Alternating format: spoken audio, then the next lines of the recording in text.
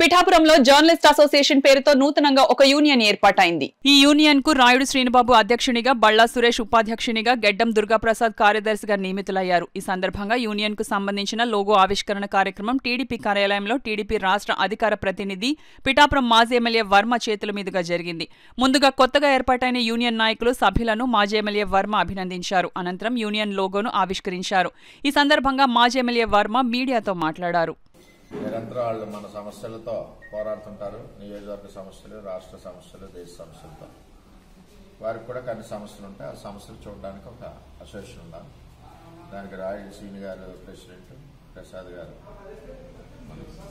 Secretary, అలాగే మిగిలిన team అంతా కూడా ఒక సభ్యులుగా ఏర్పడి వారి యొక్క సమస్యలు చూడాలని ఒక మంచి సంకల్పంతో దానికి నిబంధనలు కూడా పెట్టుకుని ముందుకెళ్తున్నందుకు పీజే పిఠాపురం జర్నలిస్ట్ అసోసియేషన్కి ఎప్పుడు కూడా మద్దతుగా ఉంటామని చెప్పి తెలియజేస్తూ, ప్రభుత్వం నుంచి కావాల్సిన సహాయ సహకారాలు ఏమి ఉన్నాయో వారికి కూడా మా తరఫున మేము కూడా అందిస్తామని తెలియజేస్తాం. ఎందువల్లంటే రాజకీయ పార్టీలు ఏ పని చేసినా, ఎటువంటి మంచి కార్యక్రమం చేసినా జర్నలిస్టులు అన్న వాళ్ళు ఒక వారు లేకపోతే అది ప్రజల చెంతకి చేసిన మంచి పని చేరదు.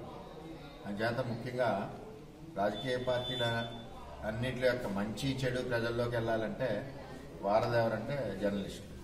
మరి ఆ వారధికి నిబంధనలు తప్పకుండా అసోసియేషన్ అదే పద్ధతిలో ప్రజల యొక్క కష్టసుఖాలకి సపోర్ట్గా పనిచేస్తారని ఆశిస్తూ మేము ఎప్పుడూ వాళ్ళకి సపోర్ట్గా ఉంటామని తెలియదు.